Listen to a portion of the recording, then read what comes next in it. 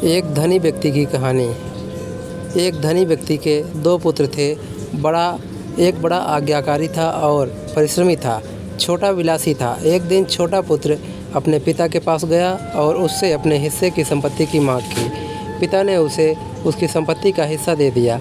अपने हिस्से की संपत्ति लेकर छोटा पुत्र दूसरे देश चला गया। वहां पहुंचकर उसने भोग विलास में सारी संपत्ति उड़ा दी। उसी समय उस देश में भयंकर अकाल पड़ा और उसकी भूखों मरने की नौबत आ गई। मजबूर होकर उसने एक आदमी के खेत में सूअर चराने की नौकरी कर ली।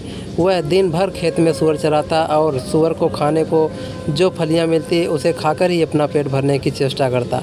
लेकिन उसके नसीब में सूअर की फलियां भी नहीं थी। ऐसे में उसे अपने पिता के घर की याद सताने लगी। वह सोचने लगा कि उसके पिता के घर तो नौकर हैं और मज़दूरों को भी उनकी भूख से ज़्यादा रोटी मिलती है और मैं यहाँ सूअर को मिलने वाली फलियों को तरस रहा हूँ।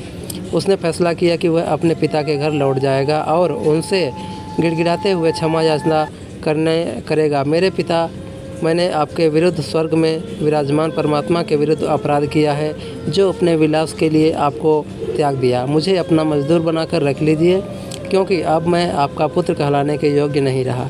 ये सोचकर वह अपने पिता के घर चल पड़ा। वह घर से कुछ दूरी पर था, तब उसके पिता की दृष्टि उस पर पड़ी। अपने पुत्र को ऐसी स्थिति में देखकर पिता का हृदय द्रवित हो गया। वह भागकर उसके पास गया और उसे अपने गले से लगा लिया। बेटा पिता से क्षमा याचना करते हुए बोला, पिताजी, अब मैं आपका पुत्र कहलाने योग्य नहीं रहा। मैंने अपने प्रति पाप किया है। लेकिन पिता ने उसकी बात अनसुनी कर दी। वह खुशी से अपने सेवकों को पुकारते हुए बोला, जाओ और मेरे पुत्र के लिए अच्छे वस्त्र लेकर आओ। उसे उंगली में अंगूठी और पैरों में जूते पहनाओ।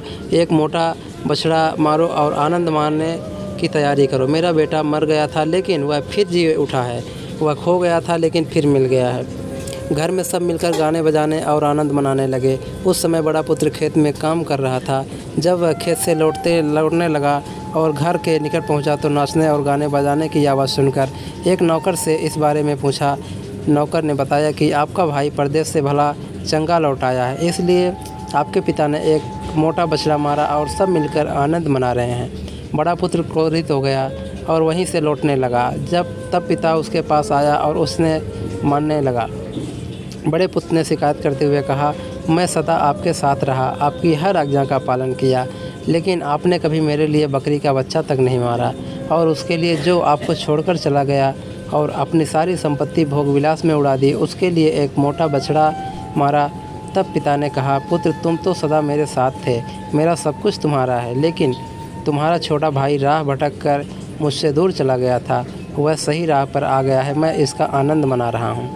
उड़ाऊ पुत्र की कहानी से यह सीख मिलती है कि प्रभु परमेश्वर अपने समस्त संतानों से प्रेम करता है।